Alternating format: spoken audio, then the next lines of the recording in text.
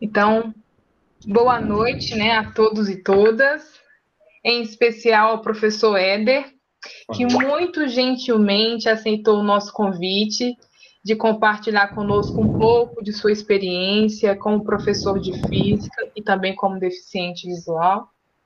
Professor Éder, eu sou a professora Fernanda, sou professora de pedagogia do Instituto Federal de Brasília, campus Taguatinga. Eu vou fazer a minha audiodescrição para o senhor conhecer um pouco. Tá.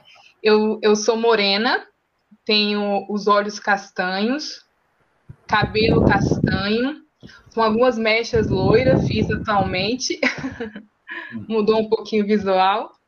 Eu tenho 1,70 mais ou menos de altura. Eu estou em casa. Atrás de mim tem um armário, tem um espelho, tem uma janela com a cortina marrom clara, tá? E seja muito bem-vindo ao nosso evento. Você, Obrigado. professor Éder, e todos e todas aqui presentes. Agradecemos muito a presença de vocês. Pessoal, o evento, né, ensino de física para deficientes visuais, ele faz parte de um projeto aprovado, né, pelo edital 24, aqui desse ano de 2021, do Programa de Apoio à Pesquisa Aplicada e Prática Profissional, edição especial Ações Inclusivas. Ele se debruça sobre a inclusão das pessoas com deficiência visual nas aulas de física na educação básica. Ele também reconhece a importância de promover o letramento científico, né, desse público, como também de prover o corpo docente de orientações que possam auxiliar em propostas pedagógicas inclusivas. Eu estou como proponente do projeto, mas além de mim existem outros professores. Nós temos nossa querida professora e pró-reitora de ensino, a professora Verusca, que está aqui presente, né? A professora Verusca, que vai até mediar o evento hoje. Nós temos também o nosso professor muito querido, o professor Rara, e também a nossa querida professora Viviane. Além dos professores, nós também fazem parte do projeto alguns estudantes da licenciatura em Física. Nós temos o Andrews, o Armando, Gabriele, Júlia, Lohane, Matheus, Pedro, Tailane. São estudantes muito comprometidos com a educação, com a inclusão, e que nós temos orgulho de tê-los no projeto, né? E sem mais delongas, né? Só para dar a boas-vindas para vocês, por isso estou me apresentando, mas sem mais delongas, eu vou passar então a palavra para a professora Verusca, que vai mediar o nosso evento. Professora Verusca, é com você. Boa noite, pessoal. Então, boa noite a todos e a todas. Boa noite especial aí ao professor Éder. Vou fazer a minha audiodescrição. Então, eu sou uma mulher parda, meus cabelos são castanhos, hoje eles estão pretos, eu estou com alguns colares, estou com uma roupa preta, uso óculos de aro azul e estou aqui na minha casa, no lugar onde estou fazendo o trabalho remoto. Atrás de mim tem alguns livros e outros objetos. Bom, eu queria dar as boas-vindas ao professor Éder. É um prazer, professor Éder, porque eu sou leitora do seu material, eu já havia comentado isso, né? O seu material me inspira como professora da área de educação para a diversidade. É um prazer muito grande poder fazer essa mediação aqui da nossa conversa. Eu queria apresentar um pouquinho o professor Éder para quem está nos ouvindo, né? Ele é livre docente em ensino de física pela Universidade Estadual Paulista, Júlio de Mesquita Filho, doutor em Educação pela Universidade Estadual de Campinas, possui graduação em Licenciatura em Física, mestrado em Educação para Ciência e pós-doutorado pela Universidade Estadual Paulista, Júlio de Mesquita Filho, campus de Bauru. É docente do Departamento de Física e Química da Unesp de Ilha Solteira, credenciado nos programas de pós-graduação em Educação para Ciência da Faculdade de Ciências da Unesp de Bauru. E a área de concentração dele, ensino de física, ensino de física. Então, assim, é com muita ansiedade que a gente aguardava o senhor para essa conversa. É o primeiro convidado que a gente traz no âmbito desse projeto, e eu já vou passar a palavra para o senhor, porque muito nos agrada ouvir a sua experiência. Muito obrigado, Verusca, muito obrigado, Fernanda. Obrigado a todas e a todos que estão aqui acompanhando essa minha fala, essa minha apresentação, que vai ser uma conversa, né? Uma roda de conversa. Eu vou aí fazer uma introdução, tocar em alguns pontos, e depois eu vou passar a palavra para vocês, tá? Eu sou um homem de cor clara, de cabelos castanhos, de olhos castanhos também. Estou com uma camisa, acho que mais escura, não sei. E estou com um fone de ouvido aqui. Eu estou aqui na casa dos meus pais, na cidade de Lençóis Paulista. Estou aqui já desde abril do ano passado. No caso do teletrabalho, a expectativa é que a gente retorne no primeiro semestre do ano que vem, presencialmente, que começa em abril do ano que vem. Porque eu trabalho lá na cidade de Ilha Solteira, que fica a 400 quilômetros daqui onde eu estou, né? A gente está lecionando remotamente esse tempo todo aí. Então, muito obrigado pelo convite, obrigado aí, tá lendo o trabalho que a gente desenvolve já. Comecei com pesquisas na área do ensino de física para estudantes com deficiência visual no ano de 1997. Eu fui da primeira turma do programa de pós-graduação em Educação para Ciências da Unesp de Bauru. E esse ano, inclusive, participei da 18ª reunião técnica que teve lá. Comentei com os alunos que fizeram parte da turma que a gente estava coordenando de apresentação de projetos, que eu havia participado da primeira reunião técnica em 1997 ou 98. Então, o tempo vai passando, né? A gente trabalha na área de pesquisa e ter a oportunidade de conhecer muita gente, ter escrito algumas coisas, né? Enfim, vamos falar um pouco sobre esse assunto. Uma temática que eu venho discutindo em muitas palestras, tá? Eu tenho aqui um roteiro que eu sigo de pontos que eu acho importantes. Eu vou, agora no meu relógio aqui, são 7h12, eu vou falar aí uns 30, 40 minutos, e depois eu passo a palavra para vocês, que é uma roda de conversa, né? Aí acho importante que vocês, que a gente possa conversar. Então eu vou me posicionar teoricamente aqui para vocês, frente a esse assunto. Ó, o tema aqui, ó, física na educação básica, né, que foi passado para mim. Propostas pedagógicas para estudantes com deficiência visual, tá? É uma roda de conversa aqui com vocês.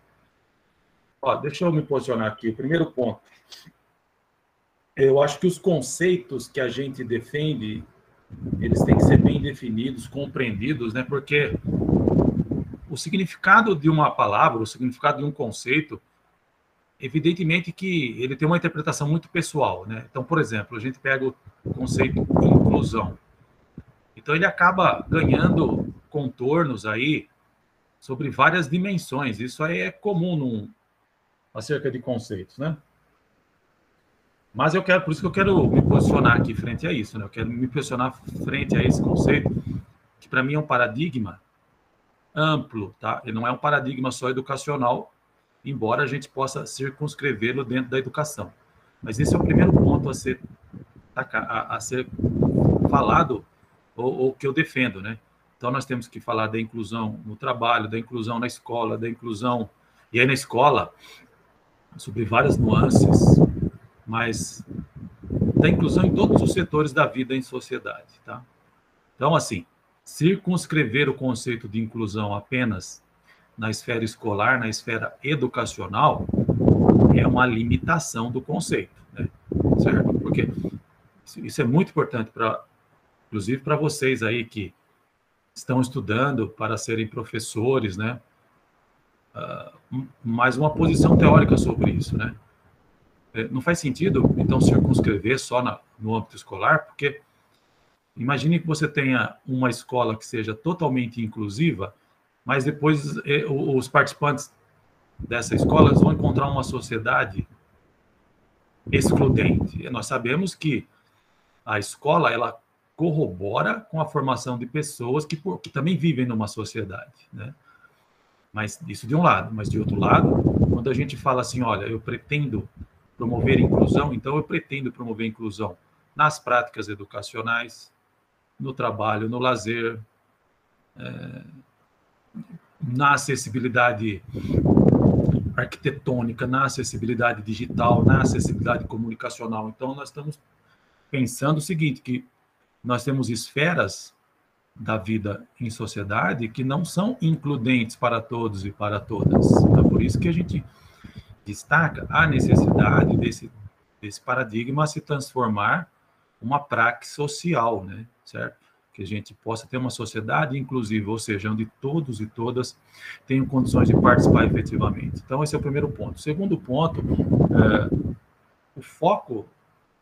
Agora, vamos pensar assim, no âmbito da escola, embora isso seja possível de ser expandido também. Vou fazer um raciocínio para o âmbito da escola. Vamos pensar na inclusão educacional, na inclusão escolar, né? Então, assim, a gente poderia pensar, quem são os alunos que são o foco de uma educação inclusiva? Olha, a resposta para essa pergunta são aqueles alunos que, historicamente, né, que, no momento, aqueles alunos que são excluídos das práticas educacionais. Tá certo? O que eu quero dizer com isso? Eu quero dizer que todas as pessoas excluídas, todos os alunos excluídos da participação em sala de aula, da educação, dos processos de comunicação, dos processos de ensino e aprendizagem, dos processos de avaliação, etc., etc., são o foco de uma educação inclusiva. Isso faz com que a gente pense o seguinte, também, a escola, como ela se constituiu historicamente, ela não era inclusiva para todas as pessoas, né?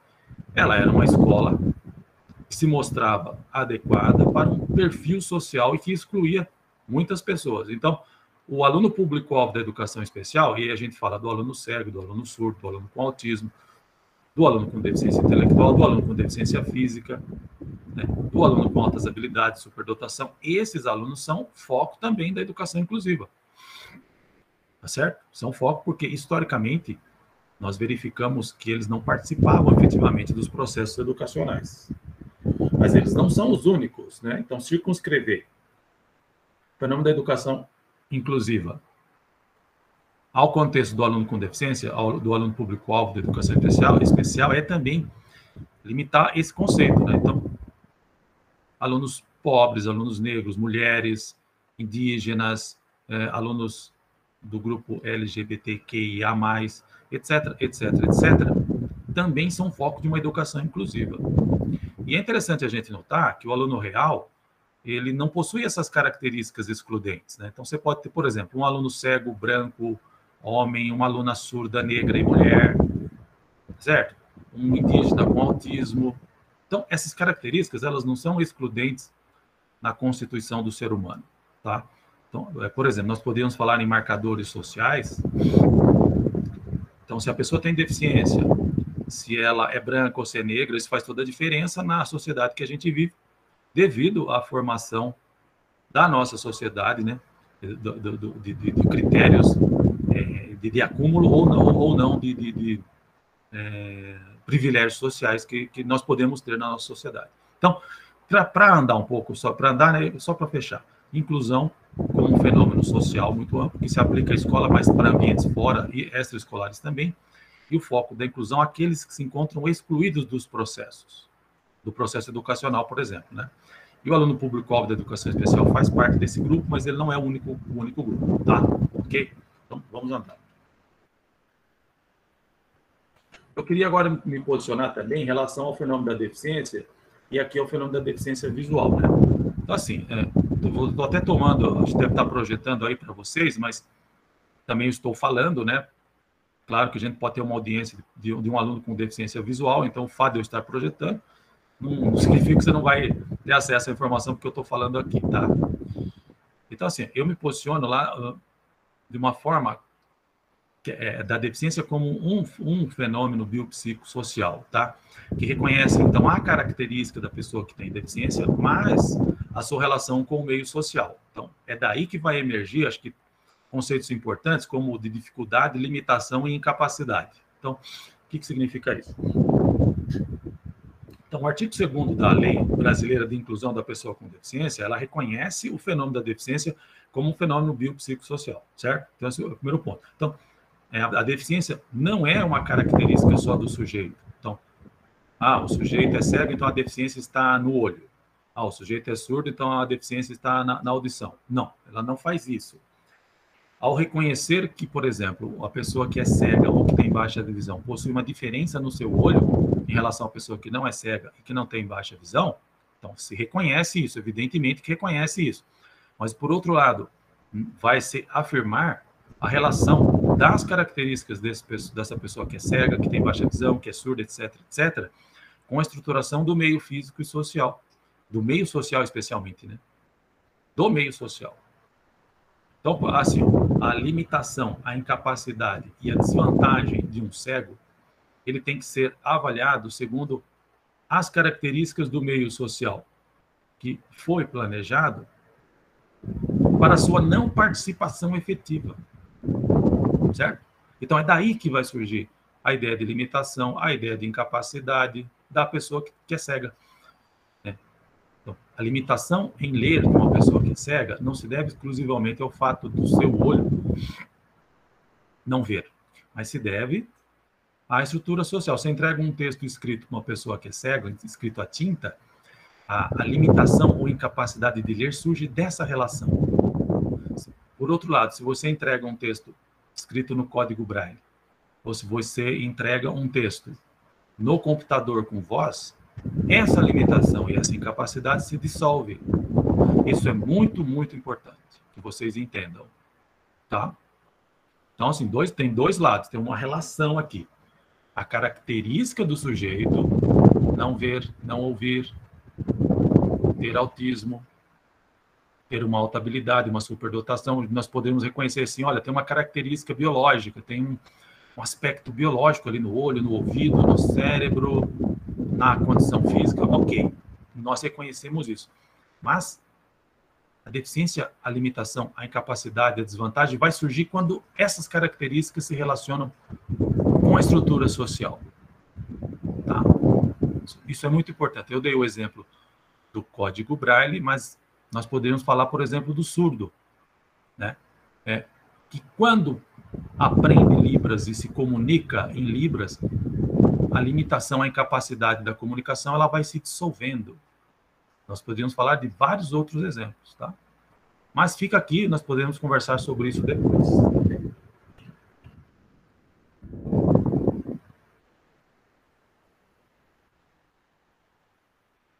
Eu queria me posicionar aqui, ó, uma coisa importante, né, sobre deficiência visual a partir das características do olho do sujeito, né, do aluno, da aluna, da pessoa.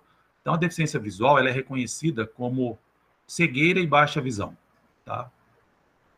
Então, quando nós falamos em aluno com deficiência visual, nós falamos em duas categorias de alunos em relação à sua percepção visual ou não. As pessoas cegas e as pessoas que possuem baixa visão, né? Hoje eu sou um homem já classificado como cego. Eu tenho um pouco de visão periférica, não tenho visão central, né? Então, o cego é aquela pessoa, assim, em poucas palavras, né, que tem uma acuidade visual menor do que 5%. E a pessoa com baixa visão é aquela pessoa que tem uma acuidade visual entre 5% e 30%. Mas um aspecto importante de você, como futuro professor, como atual professor, compreender é assim, que entre a cegueira total e a baixa visão existe um espectro, vamos usar a palavra espectro, muito grande de condições de percepção visual. Então, por exemplo, existem cegos que não têm visão central, como é o meu caso, mas têm um pouco de visão periférica. Existem cegos que não têm visão periférica, que têm um pouquinho de visão central. Isso, por exemplo, esse que tem um pouquinho de visão central, consegue, inclusive, às vezes, usar essa visão para fazer leitura, para mexer no computador, mas tem grande dificuldade de locomoção. Já aquele que tem visão periférica, mas não tem visão central, não consegue ler absolutamente nada. Não consegue ter uma visão funcional para leitura, para ver gráficos, para ver figuras. Mas, por exemplo, consegue se locomover. Tem uma locomoção melhor. Existem pessoas com baixa visão que, quando escurece a percepção visual piora muito. Outros, a percepção visual piora muito durante o dia. Então, assim, fique atento a isso como futuro professor, como professor atual, né? Que é um espectro que você tem. E dependendo do potencial que essa pessoa tem de percepção visual, você pode explorar isso para a educação. Ou não, né? Ou não. A cegueira, por exemplo, é um fenômeno bastante complexo. Tem aquela pessoa que nasceu cega. É muito diferente de comparar uma pessoa que nasceu cega com uma pessoa que perdeu a visão ao longo da vida, ou que perdeu subitamente a visão por algum acidente, por alguma causa. Sabe, são coisas completamente diferentes. A pessoa que nasceu cega, ela vai construindo uma identidade a partir disso, dessa sua relação. O ser que não tem visão com uma cultura visocêntrica. Esse que, por exemplo, ele chegou até 15 anos, 16 anos, 12 anos e perdeu a visão, ele vinha se constituindo numa cultura visocêntrica, e depois ele perde a visão. Tem aspectos psicológicos aí, etc, etc. Bom, eu queria falar dessa complexidade do próprio fenômeno da percepção visual, que ele é muito diverso. Fiquem atentos muito a isso, tá? Eu estou falando isso para a superação de uma concepção de que existe muito, que assim, ou o sujeito não enxerga, ou se ele não enxerga bem é porque ele não usa um óculos ainda, né? Eu passei muito por isso, né? Eu fui perdendo a visão a partir dos 7 anos e nunca teve óculos para a questão visual que eu tenho, que é a retinose pigmentar, né?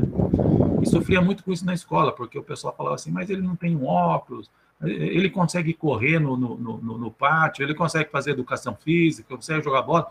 Conseguia jogar bola, conseguia correr no pátio, mas não enxergava, né? Então, o pessoal dizia assim, ele está com preguiça de querer estudar. Então, fique muito atento a isso, muito atento a essa condição do aluno, né? Ao laudo médico, mas as suas características de percepção visual dentro da sala de aula.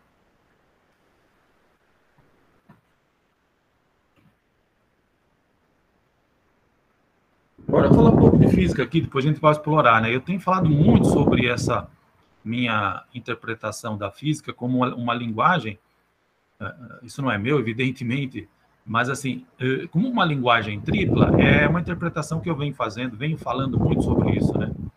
Então, primeiro ponto, eu compreendo a física como uma linguagem, né? Então, eu não defendo a ideia de que a física está na natureza, né? Certo? Então, essa ideia empirista de que a física está na natureza e basta ao ser humano observar a natureza bem, que aí você consegue extrair, né, os conceitos da física. Então parto assim. A física é uma linguagem que permite ao sujeito interpretar fenômenos naturais e sociais, né? Inclusive, a ideia de letramento científico está muito ligado com isso, né? Uma ideia de física como linguagem ou como uma representação da natureza, tá? Uma representação interna ou mental, né? Externa ou mental, desculpa, externa ou interna, né? Externa no sentido que a gente consegue escrever física, falar física, nos comunicarmos em termos de física, mas também mental / interna, porque ao aprendermos essa linguagem física, né, nós podemos passar a interpretar fenômenos naturais, fenômenos sociais, segundo esse repertório conceitual, segundo essas representações mentais, né? Mas, assim, extrapolando um pouco, para mim a física não é só uma linguagem, mas é uma tripla linguagem, no sentido que ela se representa, se faz representar, é humanamente representada por meio de 3 aspectos da linguagem. Uma língua como a língua portuguesa, a língua inglesa, a língua brasileira de sinais, né? Por exemplo, a gente fala sobre física, a gente fala o calor, a temperatura, a força, a massa, a gente fala frases completas sobre física, né? A gente conversa sobre física, portanto, a gente pode escrever também física, então usando uma língua, como a língua portuguesa, ou mesmo a língua inglesa, etc, etc. Nós também usamos para a física um outro aspecto da linguagem, que eu uso uma expressão do professor Marco Antônio Moreira, que ele chama de modelo conceitual, né? O modelo conceitual não é necessariamente, não é uma escrita como uma língua, né? São representações do tipo desenhos, pictóricas, né? Então, eu vou dar exemplo, acho que fica mais fácil, quando nós dizemos assim, uma onda eletromagnética, né? Então, você tem uma representação de uma onda eletromagnética. Você tem, assim, por exemplo, o modelo atômico de Rutherford, o modelo atômico de John Dalton. Então, o que é isso? Então, nós fazemos representações.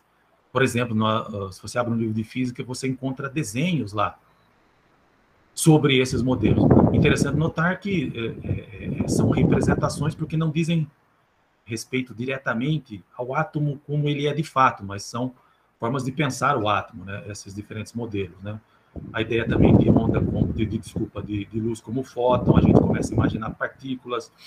Então, a gente usa modelos que nós representamos na física, por meio disso aí que o Marco Antônio Moreira denominou lá nas escritas dele como modelos conceituais, e que, em termos mais teóricos, são representações analógicas, tá? Do modelo, representações pictóricas. Um livro de física está repleto dessas representações. Notemos que essas representações, elas são invenções humanas, e a forma de representar também é uma escolha social. O que eu estou dizendo com isso? Se eu digo assim, o modelo atômico de Rutherford, e eu faço um desenho na lousa ou no livro, a escolha de eu fazer um desenho em tinta, é uma escolha social. Quer dizer que se eu fizesse uma representação tridimensional, eu também teria uma escolha social, só que daí eu estaria, naquele sentido de dizer a incapacidade ou limitação do cérebro ter acesso, eu estaria dissolvendo essa limitação pela escolha social de fazer uma representação tridimensional, uma representação tátil-visual. Tá? E o terceiro aspecto, o aspecto 3 é a ideia da linguagem matemática, que também é uma outra ponta dessa tripla linguagem que é usada para representar a física, né? Então, a gente escreve física, a gente fala física, a gente pensa em física através de linguagem matemática, né? Nós sabemos na história do cálculo, na história da ciência, da matemática, que o Isaac Newton desenvolveu o cálculo para expressar suas ideias físicas, né? A derivada integral, o cálculo diferencial integral, etc. e tal. Temos até o teorema Newton-Leibniz, né? Da descoberta desses dois cientistas, o Newton e o Leibniz, do teorema do cálculo. Mas a importância da matemática, né? Então, assim, eu sou uma pessoa que me aproprio muito, gosto muito de matemática, fui um professor de matemática no ensino médio, lá em 1988, que me buscou no fundo da sala, e me levou para frente, me deu força. Então, a matemática, ela é uma linguagem muito importante, e é uma perna dessa linguagem tripla que nós vamos para representar na física.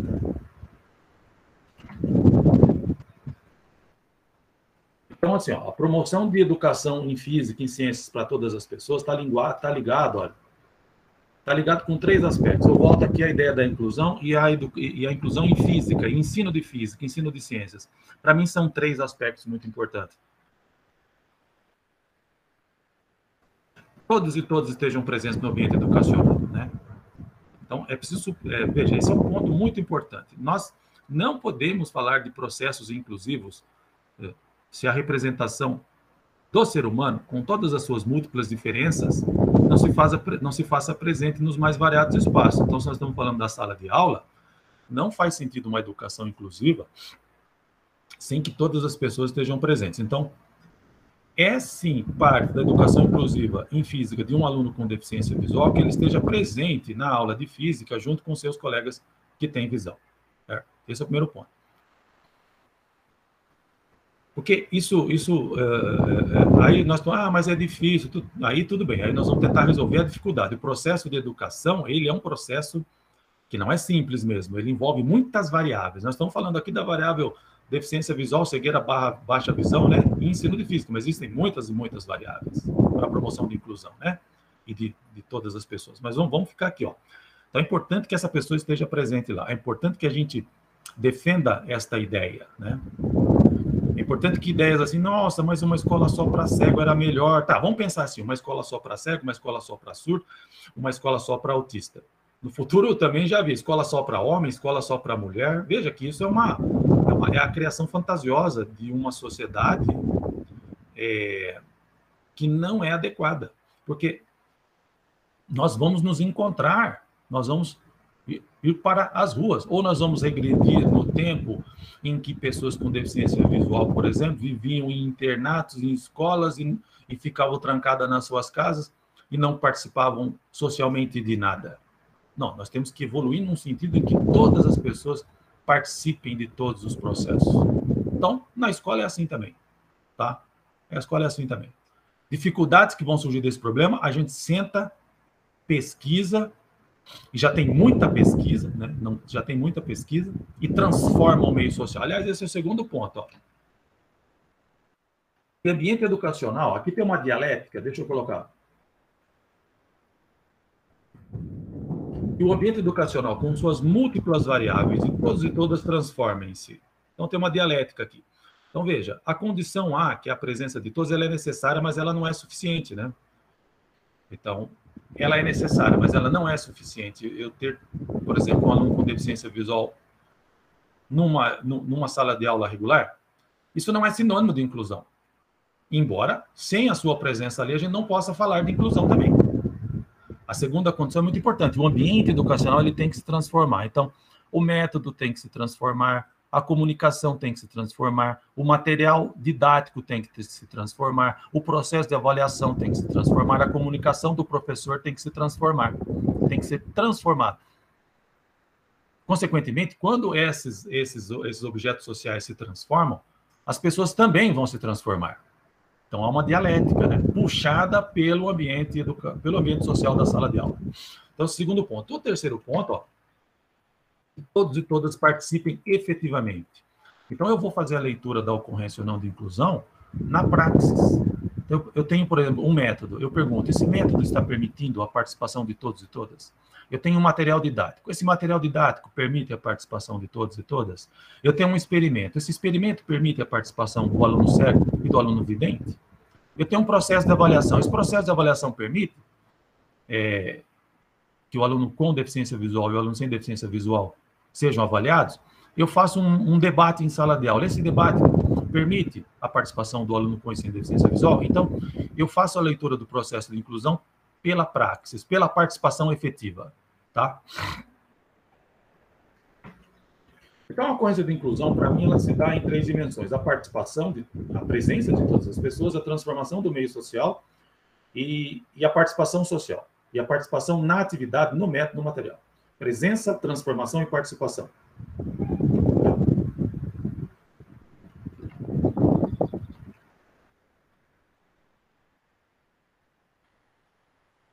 Eu falei,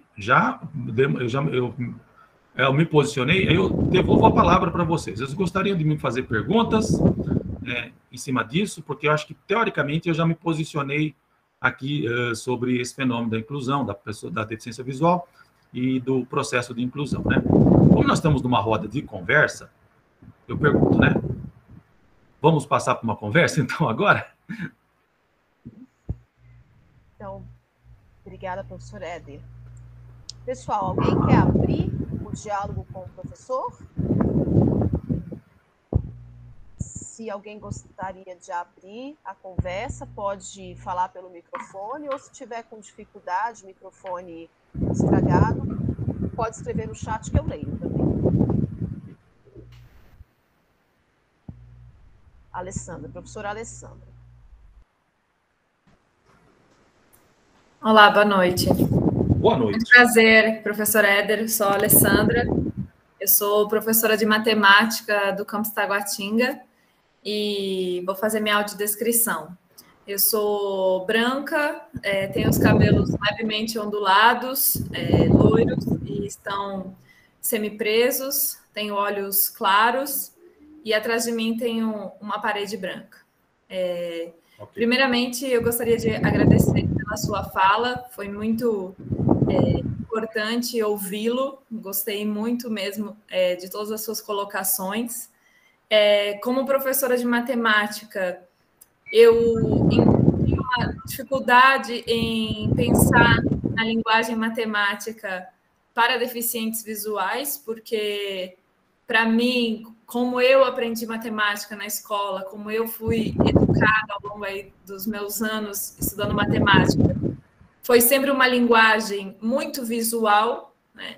Eu, inclusive, brinco com os meus colegas em corredores, que às vezes alguém vinha conversar um problema comigo e eu não conseguia acompanhar um raciocínio sem ir para um quadro, né, para discutir um problema, sem escrever aquilo que estava sendo falado. Então, eu gostaria que você pudesse comentar um pouco da sua experiência pessoal nesse processo de formação, né? Dentro da física, do ensino da física. Quando que você descobriu aí o que funcionava muito bem para você aprender física e depois, claro, ensinar física e fazer essa fala como você fez hoje? Acho que é nesse sentido. Então, obrigado aí. Por isso que é bom a roda de conversa, né? Você traz a questão da matemática e vamos falar sobre isso. Então, até em cima do que eu falei lá. Bom, primeiro ponto. A matemática, ela é muito, muito, muito importante. Muito, né? Eu queria destacar aqui 2 matemáticos cegos e um físico brasileiro. Eu queria destacar... Deixa eu contar uma história rápida. Eu até escrevi um capítulo sobre isso, que vai sair num livro do professor Vanderlei Balbino, que é cego também. Eu estava defendendo presencialmente no ano 2016 a questão da inclusão, né, do potencial do sujeito cego aprender física e matemática. Depois eu fui questionado assim, mas então me dê exemplos de pessoas cegas que tiveram sucesso na física e na matemática, né? Foi uma provocação muito interessante. Então eu queria responder, já dizer por isso, olha, existe um russo, Pontyagin, gente, eu não vou saber falar o nome dele, mas se vocês quiserem é só pôr aí no YouTube, essas coisas, matemático cego russo, tá? Vocês vão encontrar. Outro, o Nicholas Saunderson, né? Dos anos 1600 e pouco, ali conterrâneo do Isaac Newton, inclusive, e toda a sua história se encontra no Diderot, um dos pensadores, né? Carta sobre a cegueira para uso dos que vêm. Então, eu queria destacar esses 2. Queria destacar um físico brasileiro, Felipe Fortes Braz, um rapaz jovem, estudou física na Universidade de Lavras e já deve estar concluindo seu doutorado na Universidade de Minas Gerais, Universidade Federal de Minas Gerais. Tá? Então, eu queria destacar essas pessoas como aí, exemplos, né? Eu também sou uma pessoa que adora matemática, dizer da importância da matemática. Então, outro ponto sobre o que você falou. A matemática é uma linguagem e a forma como ela é representada, ela pode ser inacessível realmente.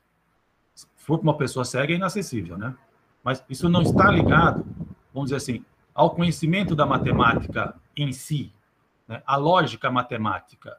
Isso não é algo que depende da visão. Uma pessoa sem visão pode compreender matemática, desde que a matemática lhe seja escrita, lhe seja representada de uma forma acessível. E aí você tem razão. A forma convencional da matemática não é acessível para cego, né? E aí eu vou dar algumas alternativas para você. Vou começar pelo Braille. O Braille tem toda uma matemática para cegos em Braille. Então, quando a gente fala no Braille, o que nós estamos dizendo? Estamos dizendo assim, eu estou representando a matemática de um outro jeito e estou dando acesso para o cego. É verdade. Isso é verdade. Eu vou dar outras alternativas. Eu fiz uma pesquisa, orientei uma pesquisa na USP do Júlio César Queiroz de Carvalho, que é de Goiânia, aí perto de vocês, em que nós utilizamos para representar a matemática o código LaTeX. O LaTeX, não sei se vocês conhecem. O LaTeX. O LaTeX você usa para representar a matemática e, associado ao computador com voz, ele torna a matemática acessível para cego. Tem o programa DOSVox, inclusive tem uma pessoa aí em Brasília, que eu participei da banca agora, dia 5 de novembro, Wesley, meu amigo, falei com ele terça-feira passada, inclusive. Ele fez um curso de formação para professores de Brasília sobre o DOSVox. O DOSVox tem um programa alternativo que você instala nele, que é o MathVox, e que dá acesso a conteúdos de matemática para cegos. Então, eu estou dando exemplos aqui, né? Eu queria falar mais um pouquinho, quer ver, um dos problemas da representação visual da matemática para o cego. Né?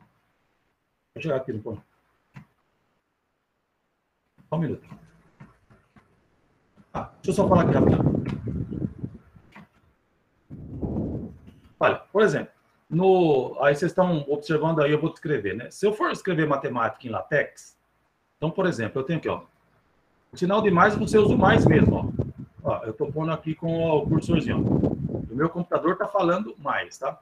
O sinal de menos, você esse tracinho aqui, né? O meu computador está falando traço. O igual, você usa o igual. O multiplicação, você usa asterisco. A divisão, você usa barra. A raiz quadrada, você pode escrever como SQRT, né? E o potência circunflexo. Então, isso aqui é um exemplo simples de códigos em LaTeX para você representar a matemática, né? Eu vou dar um exemplo aqui de uma equação que, ó,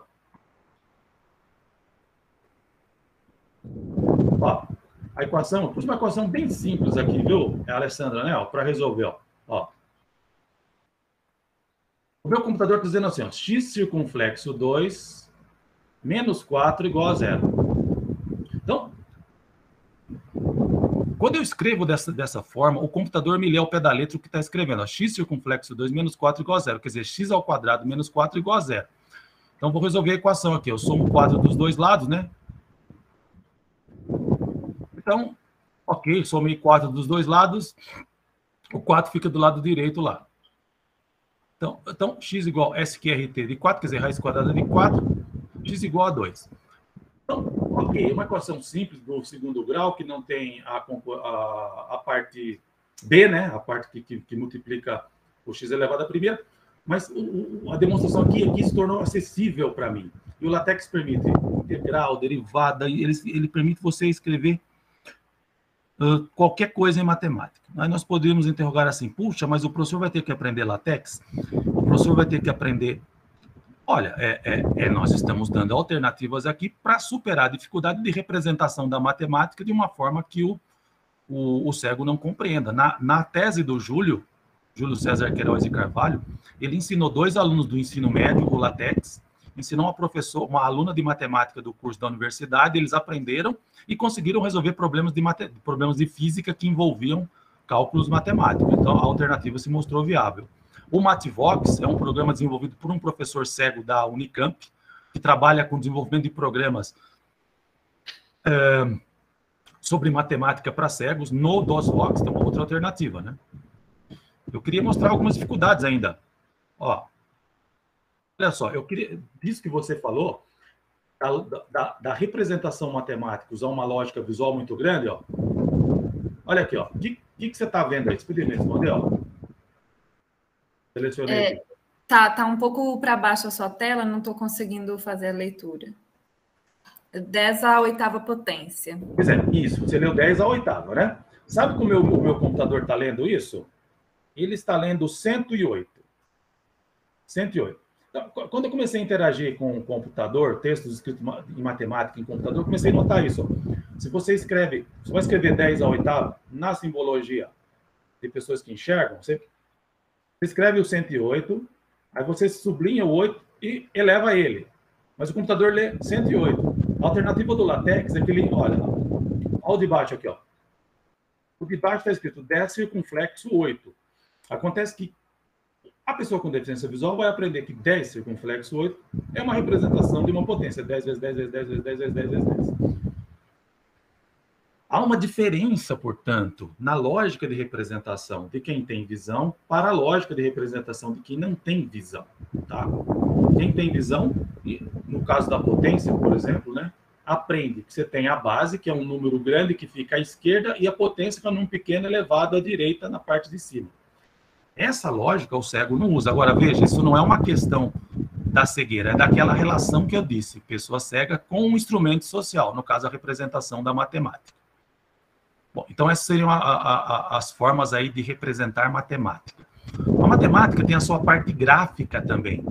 Essa parte gráfica, então, por exemplo, a equação de uma reta, a equação de uma parábola, a equação de um círculo, qualquer função que a gente pensa, esse conteúdo, o aluno com deficiência visual precisa ter acesso pelo tato. Né? Pelo tato. Tente descrever uma parábola com audiodescrição. É muito difícil. A parábola é muito difícil. Agora, se você tem acesso com o tato, você introjecta uma representação de como é a curva parábola, né? Depois você associa isso com a equação da parábola, e aí você estuda os coeficientes da parábola, sabe? É perfeitamente viável isso. Então, a representação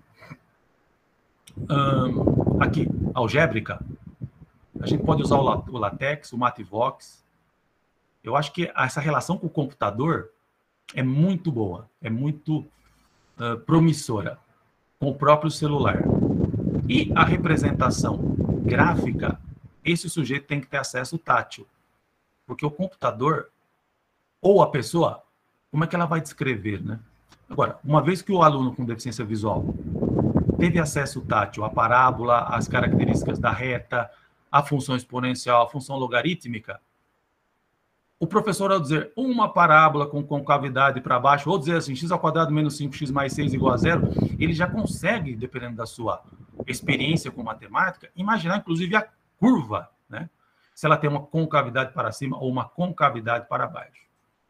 Então, são essas as alternativas aí que eu passo e que vão deixar o aluno com deficiência visual com acesso, né? Agora, o professor tem que buscar esse conhecimento, tem que buscar essa aprendizagem, que não é difícil para trabalhar com o seu aluno, tá? É a transformação do meio e a transformação do próprio aluno. Professor Éder, professora Alessandra, eu gostaria de agradecer muito a sua fala. Eu conheço a linguagem de LaTeX, é o que eu uso sempre para digitar as minhas notas. Você, inclusive, respondeu uma dúvida minha, que era a questão de que o aluno com deficiência visual leu o código, né? Ele não leu o texto como ele é resultado do LaTeX, né? Ele leu o código escrito. E é muito interessante isso, porque eu sou da área de álgebra na matemática. E álgebra, para mim, eu sempre digo aos meus alunos, é uma junção de símbolos que foi convencionado desse jeito, né? A gente diz que o mais é mais, mas poderia ser qualquer outro símbolo. Se eu quisesse usar, se a gente tivesse convencionado com outro desenho, né? Seria a soma da mesma forma, né? A gente que convencionou esse monte de símbolos. Agradeço muito a sua fala. Deixa eu te dar dois exemplos sobre isso. A questão da potência, como eu já falei, né? Por exemplo, raiz, aquele símbolo, estou fazendo aqui com o dedo aqui, ó, aquele símbolo da raiz que parece eu não sei, um V, uma coisa assim, né? Quando você escreve isso no computador, o computador não, pelo menos se você escrever no equation, a não ser que, tudo bem, você pode evoluir isso, mas se você escrever raiz no equation, o computador não fala. Eu tenho livros aqui de física, que gentilmente alguns autores me mandam, e quando eu chego na equação, como eles escreveram em equation, o computador fica em silêncio. Essa é a lógica de usar o LaTeX. Porque quando você usa o LaTeX, ele vai falar tudo o que está escrito lá.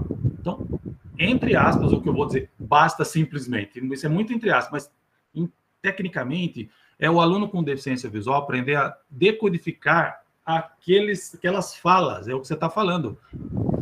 Os códigos agora são auditivos, né? Então, por exemplo, raiz é SQRT, potência é circunflexo. Porque não faz sentido essa história de potência. Falar potência, um número elevado. O elevado é uma frase muito da cultura visocêntrica. Outro exemplo, x sobre 2. No Braille não tem sobre, sabe? Não tem, você tem um sinal de divisão. Então, é completamente diferente a forma de representação. Por isso que essa alternativa ela se torna bastante viável. Como você conhece o LaTeX, então, o que você tem que fazer? Você tem que pegar um computador, como eu faço. Você está aí na Word do computador, ok. Aí você instala no seu computador um leitor de texto, o NVDA. O pessoal aí não sei se tem acesso a NVDA, mas tem outros, tem o JAWS, tem o Virtual Vision. E aí você escreve o LaTeX no Microsoft Word ou no outro editor de texto, e junto com o NVDA. E o NVDA vai ler essas representações. Ele vai ler, tá? E aí que você vai dando acessibilidade para o cérebro. Muito obrigada. Tá bom? Muito obrigada. E você já respondeu a minha pergunta também na questão geométrica, né? Que aí tem que ser o tato para incluir esse estudante com deficiência visual. Agradeço imensamente. Passo a palavra para a Verusca. Obrigada, Verusca. Obrigada, Alessandra. Mais alguém, pessoal? Gostaria de... João Bittencourt, por gentileza. Olá, boa noite, professor Éder. Boa noite, pessoal. O senhor consegue me ouvir bem, professor? Perfeitamente.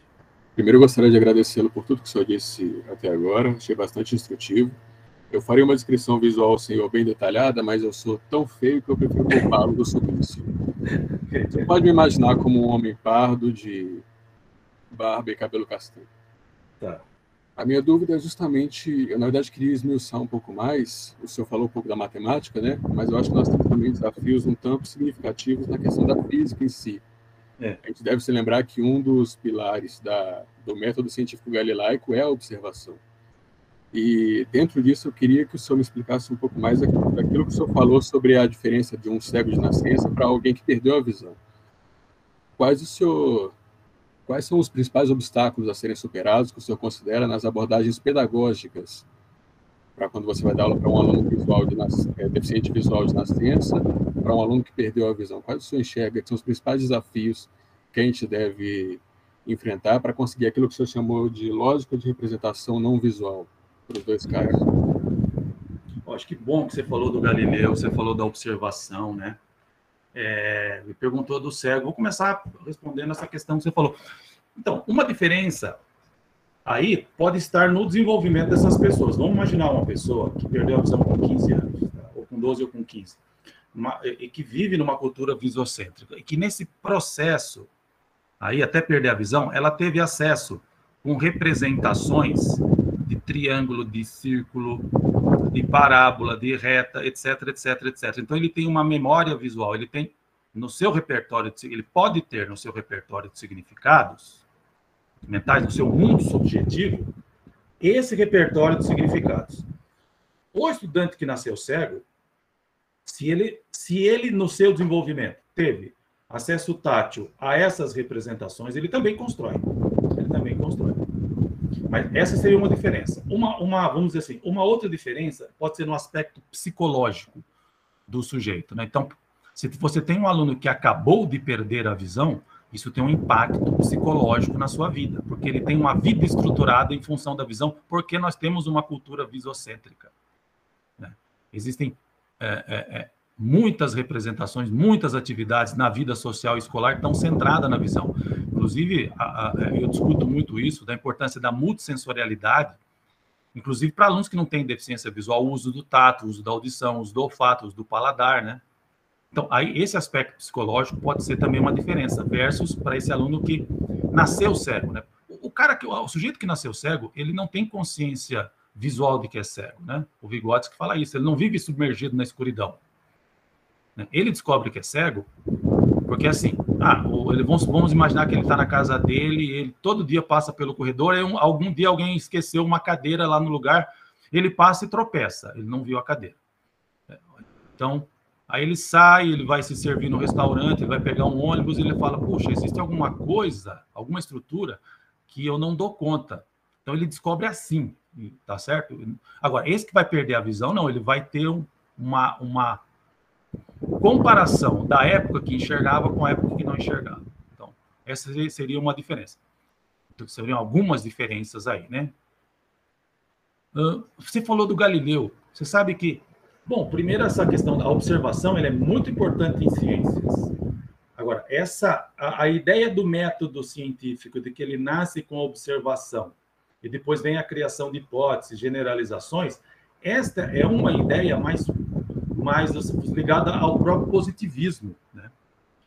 A ciência tem uma certa controvérsia entre a observação primeiro e depois a teoria, ou a teoria primeiro e depois a observação, tá?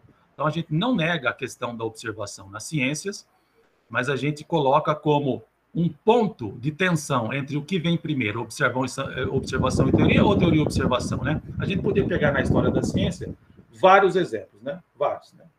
De um e de outro. Por exemplo, pegando uma ideia, uma coisa até mais recente, né, de que a teoria antecipou a observação, as propostas de Albert Einstein, né, sobre a relatividade geral, né?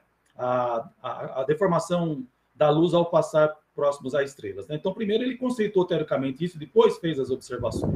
Mas o contrário também existe, né? Em geral, eu defendo a ideia mais ampla de que toda observação é carregada de teoria, né? É uma aproximação mais com uma filosofia do Karl Popper, certo? Que a observação está carregada de teoria. Outro ponto importante na sua fala é o seguinte: a ideia de observação, ela está na cultura visuocêntrica muito ligada à observação visual, tá? Nós não estamos aqui combatendo a questão da visão.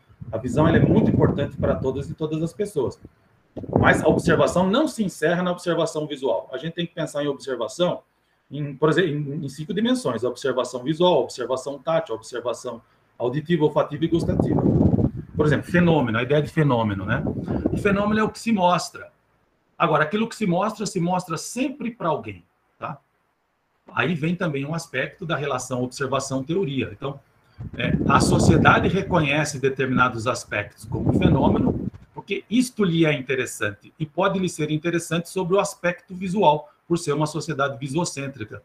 A negação de fenômenos auditivos, fenômenos ligados ao tato, ao gosto, ao olfato, também é um fato, é um fenômeno social, né? E por fim, para não me estender muito, você falou do Galileu. O Galileu, ele tem um fenômeno auditivo muitíssimo importante, né? Ele é até negligenciado isso, eu descobri, demorou para me descobrir isso. O fenômeno é o seguinte: o Galileu, ele estudou o movimento de queda dos objetos e ele identificou que esse movimento de queda é um movimento acelerado. Quer dizer, acreditava-se pela física aristotélica, né? A física aristotélica defendia que o movimento de um objeto ele era a velocidade constante de um lado, e do outro ele dependia da massa. Quanto maior a massa, já é o peso, né? Quanto mais grave, a ideia de gravidade na física pré-newtoniana é uma outra ideia, né? A palavra é apropriada depois por Newton, em outro sentido. Mas a ideia, então, de que quanto mais grave ele cai mais rápido, mas ele cai com velocidade constante, né? O Galileu, ele faz planos inclinados e mede o tempo de objetos em planos inclinados para diminuir o valor da aceleração da gravidade. Galileu não conhecia a gravidade, né? Ele não trabalhou com esse conceito. Nós estamos falando isso agora. Quando você inclina o plano inclinado e o objeto desce sem atrito, ele desce uma taxa de aceleração que é g vezes seno do ângulo θ. Ok, para poder observar melhor. E o que fez o Galileu? O Galileu espalhou ao longo desse plano inclinado pequenos sinos, blim, blim, blim, de tal forma que 2 tipos de experimentos foi pensado. Um, onde esses sinos ocupavam espaços iguais, por exemplo, espaços iguais a x, x, x, x, x. O que observou o Galileu? Auditivamente e não visualmente, e também medindo os tempos, mas ele observou auditivamente um aumento, uma diminuição do intervalo de tempo entre os sinos. Então ele já observou isso e achou estranho, né? Falou: isso não corresponde ao modelo da física aristotélica, porque se o objeto descesse com velocidade constante, esses intervalos de tempo deveriam ser os mesmos. Depois o Galileu, com o auxílio do Guido, né, o seu auxiliar, ele buscou saber quais seriam as distâncias que eu espalhasse esses sinos para que eles emitissem intervalos de tempos iguais. E ele descobriu que essa distância correspondia a uma relação da proporção dos números ímpares, né? 1 intervalo de distância, 3 intervalos de distância, 5 intervalos de distância, 7 intervalos de distância e assim por diante. Quando ele espalhou os sinos nessa proporção, ele ouviu intervalos de tempos iguais, né? Esta proporção só é válida se a relação entre tempo e espaço for uma relação quadrática, né? O espaço proporcional ao tempo ao quadrado, o que deriva numa conclusão de uma aceleração constante. Então, eu queria destacar isso, meu querido, de que foi um fenômeno auditivo, de cunho auditivo, que contribuiu para que Galileu identificasse que a aceleração de queda dos objetos é constante e a sua velocidade varia uniformemente. Tá? Obrigado pela pergunta. Sensacional, professor. Muito obrigado, viu? De verdade. Aliás, esse experimento, eu tenho lá na Ilha Solteira, porque eu dou aula de laboratório e a gente constrói bastante coisas tátil-visuais, né? E auditivas também. Então, nós temos esse experimento, que cada vez eu estou aperfeiçoando melhor, os alunos deixam cair o objeto dentro de um tubo e a gente coloca na proporção, várias proporções, né? E quando põe na proporção dos números ímpares, você ouve um intervalo de tempo constante, né? A evolução do equipamento é assim, que você tem que fazer um plano inclinado bem grande. Ele tem que ser bem grande mesmo, porque a queda ocorre muito rapidamente, tá?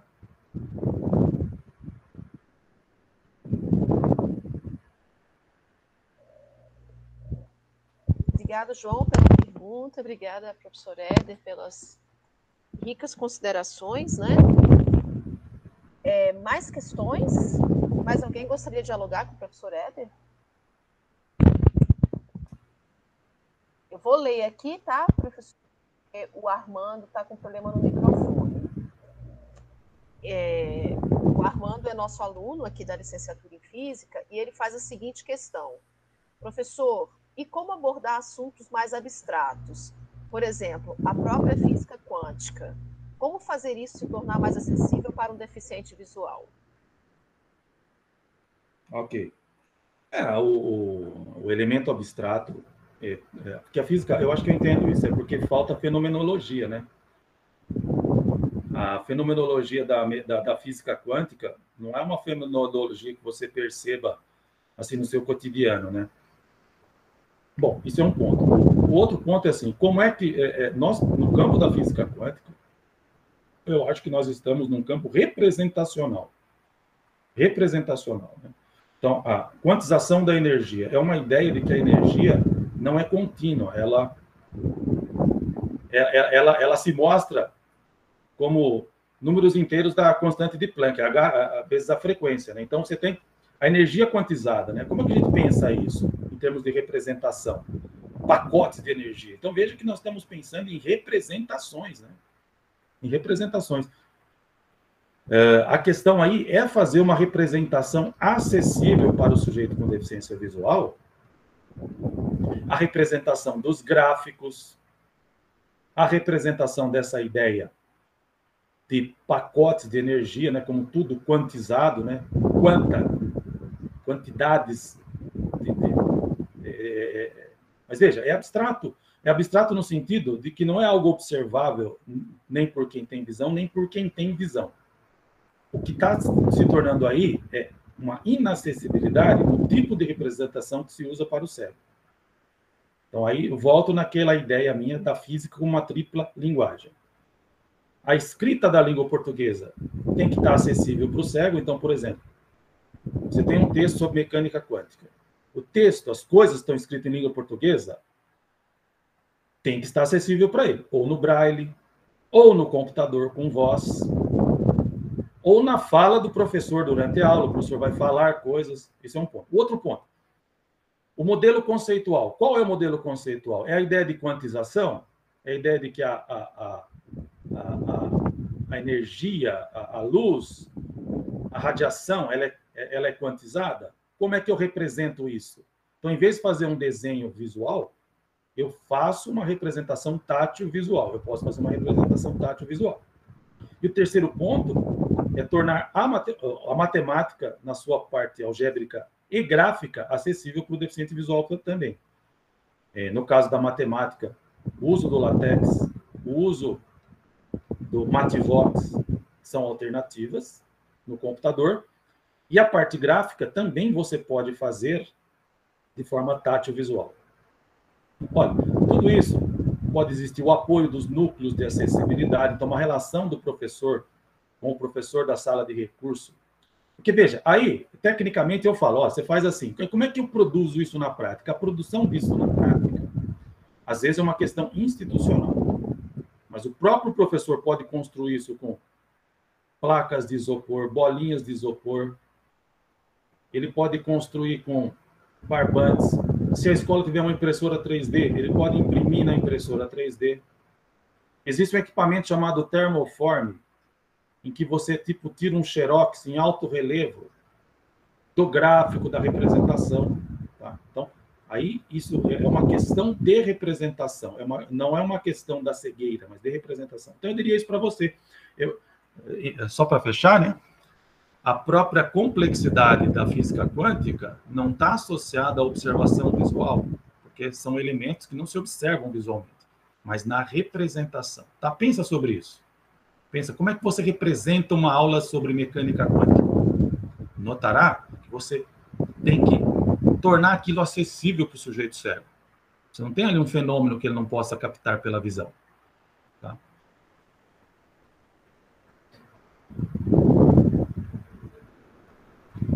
O Armando agradeceu aqui. Eu fiquei pensando, professor Éder, enquanto o senhor fazia essa reflexão sobre a representação, como isso também pode ser valioso para alunos que são videntes, né? Como a gente pensar em formas de representação diferenciadas pode auxiliar a compreensão de alunos diversos, não só de alunos que têm alguma deficiência visual. O senhor vê isso? Eu acho que sim. Inclusive, nesse campo da mecânica quântica, quando a gente vai para os modelos atômicos mais recentes, né? Que você tem os orbitais S, P, D, F, né? Então, os orbitais.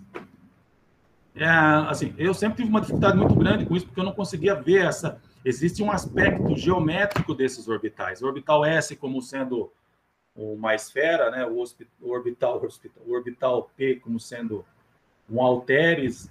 Tá, ok. Agora agora o P, o S, P, D, F, né? Tem uns que são bem complexos. Inclusive, parece que tem gente que vende essas representações como material didático com objetos tridimensionais, né? Então, você falou de quem tem visão. Eu penso que esse tipo de representação geométrica aí, a ideia se expressa muito melhor por um elemento tridimensional do que por desenhos bidimensionais no papel, né? Então, essas peças tridimensionais, elas devem ser usadas com os alunos que têm visão para observação tátil visual, né? Pela complexidade de você tornar aquela representação tridimensional no plano, né? Tem muito aluno que tem muita dificuldade de entender quando o professor desenha na lousa os eixos ortogonatos x, y, z. Então eu pergunto, por que não ter esse material tridimensional?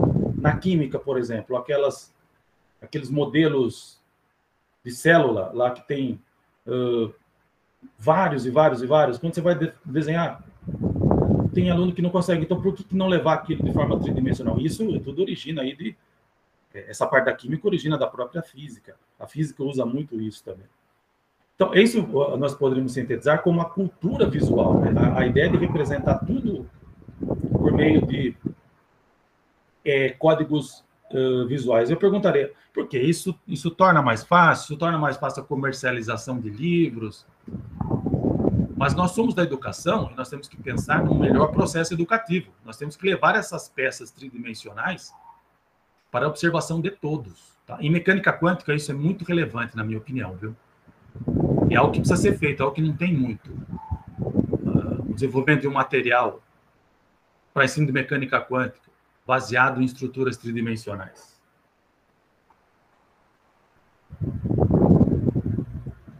É interessante porque me parece que vai ao encontro daquela questão que o senhor colocou de defesa de focar na multissensorialidade, né?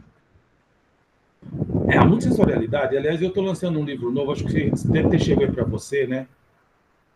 Ainda não, deve estar chegando. Então, a inclusão escolar do aluno público-alvo da educação especial. Deixa eu pegar até aqui, quer ver? Tá aqui. Vou falar acho que é assim. Inclusão ensino de... Como é que é? Ensino de ciências para os alunos público-alvo da educação especial. Pesquisas em ensino de física, química, biologia e astronomia, né? Aproveitando para mostrar o livro também, porque quem prefaciou esse livro foi o professor Miquel Albert Soler, da Espanha, que é cego, e que tem o livro Didática Multissensorial das Ciências. Então, esse termo da multissensorialidade é do Miquel Albert Soler, né? Ele defende para o ensino de ciências o elemento da multissensorialidade. Ele mostra no livro dele, se você não tiver, posso te passar o link, ele mostra o uso da audição, o uso do tato, o uso do olfato, o uso do paladar, no ensino das ciências em geral, da física, da química, etc. E a defesa dele é essa, né? Então, por exemplo, olha que interessante essa ideia de pessoas que enxergam e que não enxergam. Geralmente nós somos caracterizados assim, os que enxergam e os que não enxergam. e a gente fica numa série de dificuldades por causa dessa polarização. Mas o que eu quero destacar é o que enxerga e o que não enxerga, os dois tateiam, os dois ouvem, né? Os dois têm olfato, os dois têm paladar. Então, você tem 4 possibilidades de representações para esse público em comum. A multissensorialidade vai destacar esse aspecto. Está muito ligado com o mundo não natural que nós construímos, né?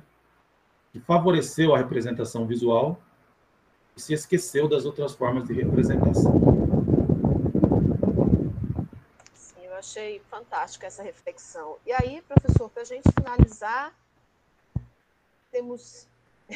Nossa, eu falei que nós íamos finalizar, nós temos 3 questões aqui. Vamos lá. E aí a gente faz essas 3 e finaliza, né? Tem uma pergunta do... O Igor levantou a mão, vou passar para o Igor e depois eu faço a pergunta do João e do Edson, que colocaram aqui ao lado as perguntas. Igor, então pode perguntar. Boa noite, professor, tudo bem? Meu nome é Igor. Oi, Igor. Eu vou fazer a minha audiodescrição, né? Eu sou um homem branco, tenho cabelos curtos pretos e uso uma barba preta também. A minha pergunta, eu acho que é um pouco mais geral, né? A gente percebe que as pessoas com deficiência visual têm várias barreiras a ser superadas todos os dias, né? Questão da acessibilidade, né? Barreiras urbanísticas, arquitetônicas, mas também a barreira atitudinal, né? Que as pessoas com deficiência visual encaram todos os dias.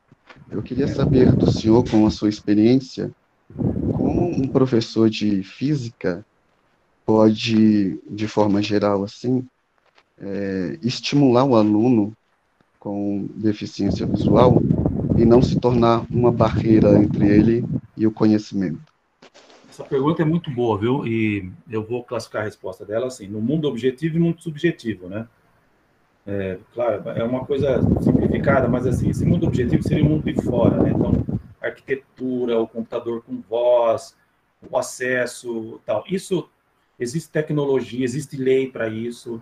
A lei brasileira de inclusão fala muito de acessibilidade em múltiplas dimensões. Agora, esse mundo subjetivo que povoa as nossas representações internas e que, portanto, faz a mediação, né, da relação entre nós e o mundo objetivo.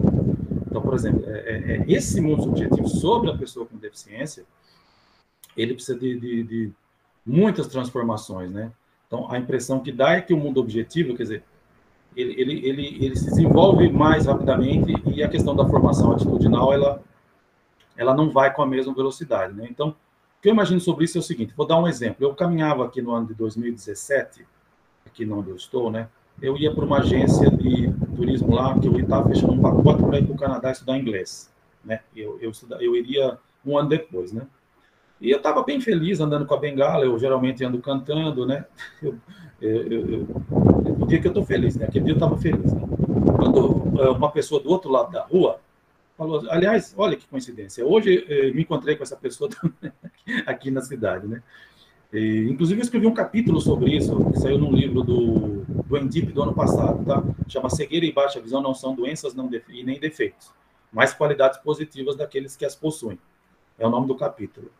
Bom, o que eu queria dizer é o seguinte, a pessoa me viu caminhando com a bengala, já era um senhor, ele fora diretor da escola em que eu estudara lá na 5ª, 6ª, 7ª série, aqui na cidade de Lençóis Paulista, né? Aí ele me viu e falou, filho, eu reconheci a voz dele, né? Atravessei a rua, fui cumprimentá-lo, ele falou, não fique triste, que tem gente numa situação bem pior do que a sua. Bom, então eu cumprimentei ele e fui embora, né? Mas eu refleti sobre isso, eu pensei, olha, depois de lendo um pouco do Merleau-Ponty e de outros autores também, e também assistindo uma palestra sobre a utopia do autoconhecimento, né? Que eu até cito depois eu mostro um outro livro, eu fiz...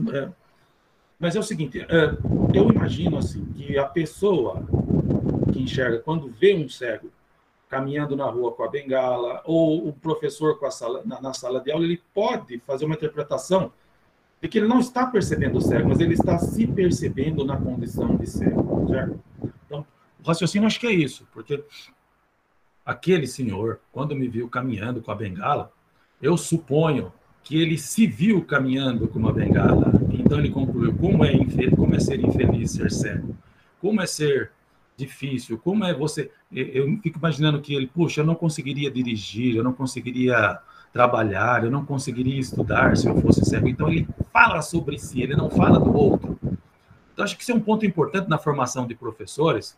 Quando o professor encontra uma pessoa com deficiência visual, uma pessoa com deficiência auditiva, eu acho que existe essa possibilidade de, no mundo da representação subjetiva do professor, ele não perceber o cego, mas ele se perceber na condição de um aluno cego. E aí ele derivar conclusões a partir disso.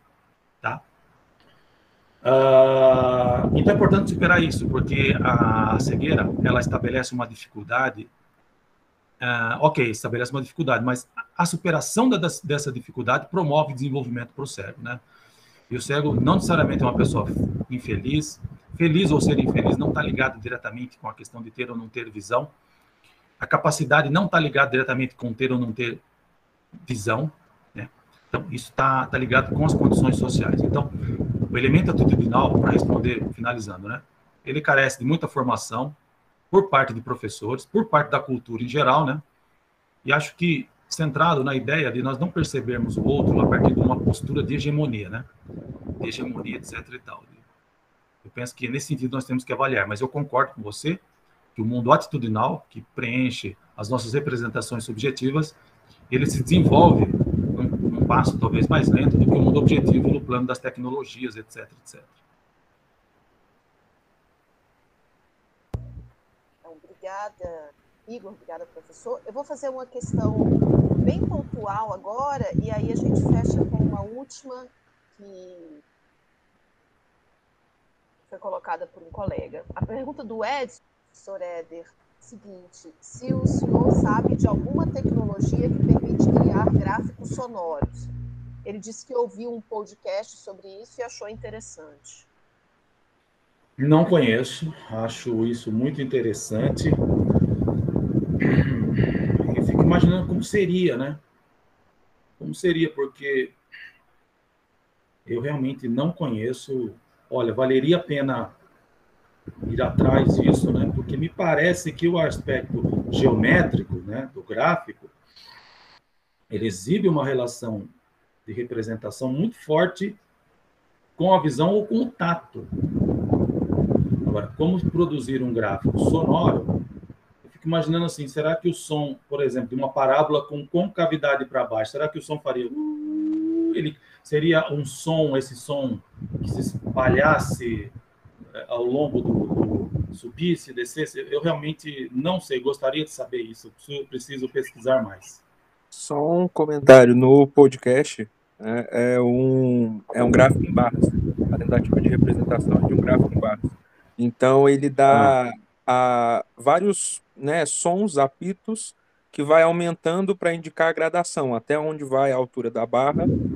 E aí, depois ele fala, né, para a próxima coluna, ele faz a descrição e vai tocando esse som para indicar as barras. Também mas o som, acho que ele sobe, então, ele subiria assim ele vai aumentando a intensidade. Ele vai aumentando a intensidade ou a quantidade ou a frequência, né? Dos estalos, dos sons. Aí, assim, a título de curiosidade, eu não lembro, porque é um podcast que ele faz resumos semanais, é o Durma com Essa. Não sei se mais alguém já ouviu. Ele faz comentários sobre política do dia, ele faz um resumão. E aí teve alguns episódios que eles estavam trazendo essa ideia do gráfico sonoro. Eu acho muito interessante isso que você falou, né? A gente pega um gráfico de barras, então... eu me lembro, até a minha história de perda de visão, né, teve um tempo que eu percebia melhor com a periferia do olho esquerdo. Então, eu me lembro do gráfico de barras. Então, você tem barras na vertical, acho que barras na vertical, mostrando alturas diferentes para dar informações, e também cores diferentes, né? Vale destacar que isso é possível representar isso tatilmente, né? Se você pode usar as alturas, você pode fazer o gráfico tátil e usar texturas diferentes para separar. Quer dizer, a textura pode substituir a cor aí, né? sem a ideia de que o sujeito cego, ao tocar a textura, ele vai criar a representação mental da cor. Não vai, mas a função da cor aí é uma função distintiva das informações, né? Mas acho muito interessante se explorar isso auditivamente, né? Porque é uma forma de representar. Você pode representar auditivamente e ensinar a pessoa a compreender aquele código lá, né?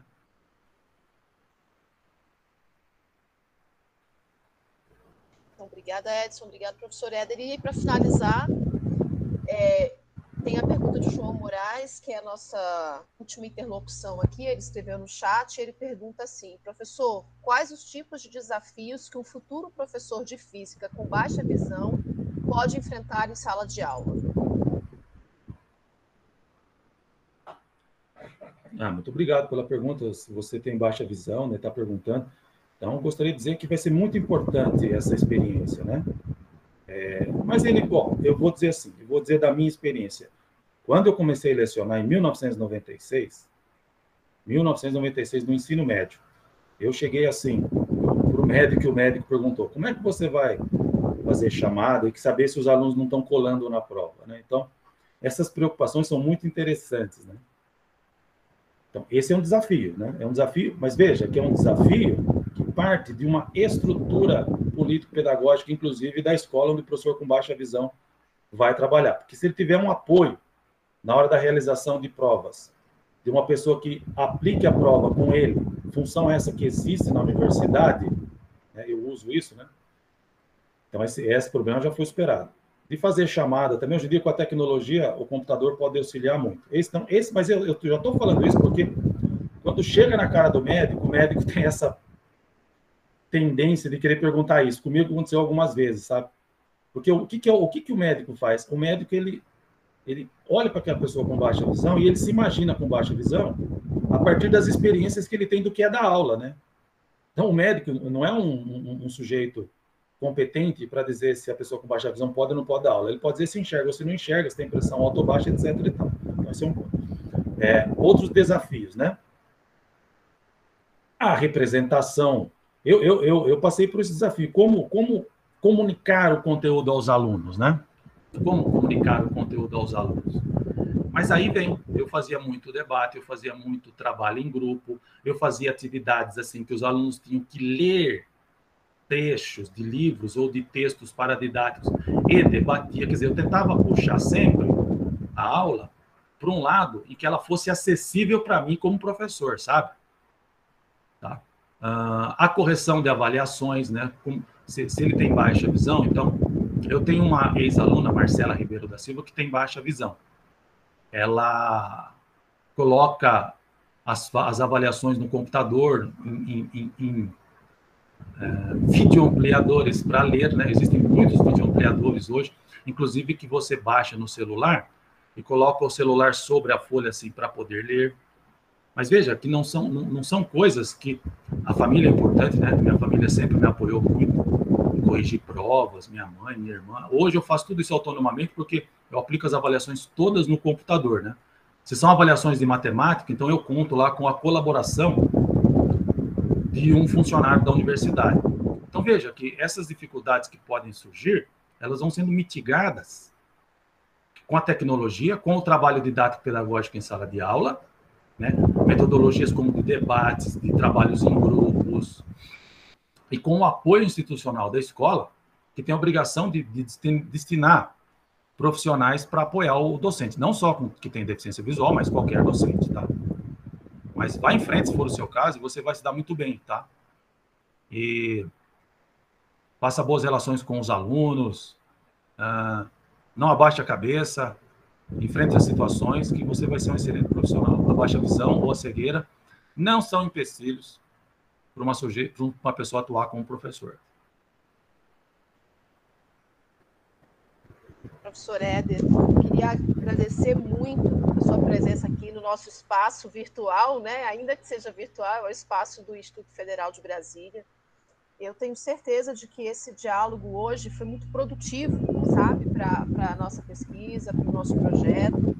E a gente vai disponibilizar no nosso espaço dessa formação a lista dos livros do professor Éder, caso alguém tenha interesse em em se aprofundar nas pesquisas que o professor tem feito, enfim. Muito bom, obrigada, viu, professor? Eu queria pedir um favor para você colocar meu e-mail aí no chat. Por favor, colocar agora. eder.camargo@unesp.br. Deixa eu... Tá. Eu queria que... Já mostrei um dos livros, né? Que eu acabei de lançar, aquele ali, que eu acabei de falar anteriormente, mas eu queria falar de outro aqui. Eu queria falar desse livro, O Estrangeiro. Semana passada eu participei de uma roda de conversa sobre esse livro, né, com pessoas da área de literatura. O professor até classificou ele como um romance. Tá? É uma autobiografia, e aqui eu conto muitas histórias como essa, como eu fiz para começar a dar aula, como eu cheguei na livre docência. Então, é uma autobiografia escrita na forma de romance, vamos dizer assim, tá? Então, quem tiver interesse nesse livro, qualquer livro meu aqui custa R$50, né? Só tem mais um que eu quero mostrar aqui.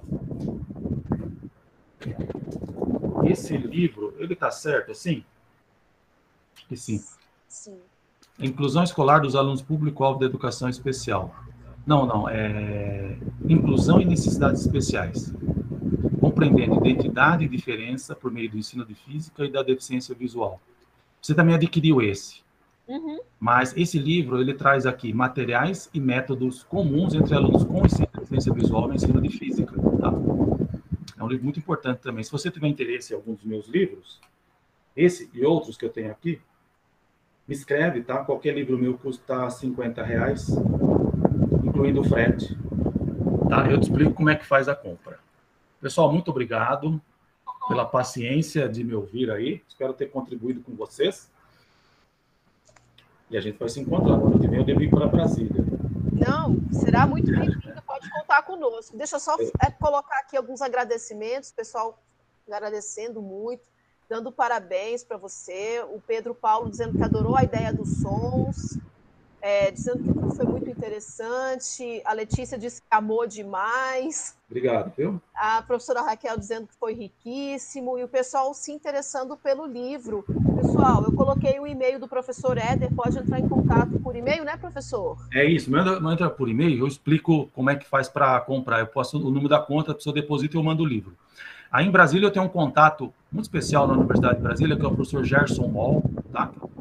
Da área de ensino de química para alunos com deficiência visual. A Patrícia Raposo também, que é uma professora cega da UNB.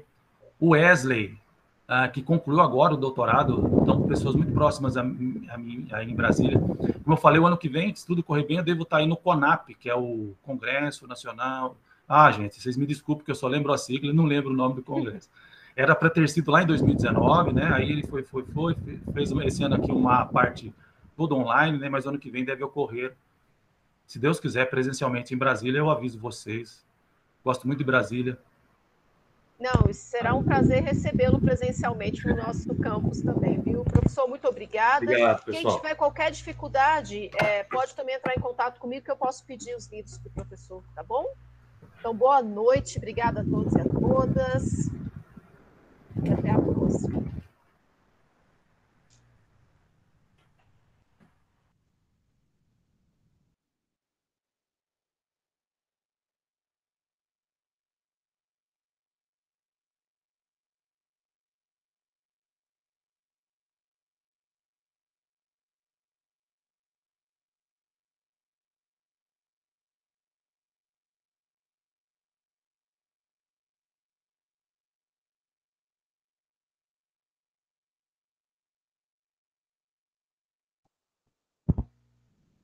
Fê, eu acho que você pode parar a gravação agora.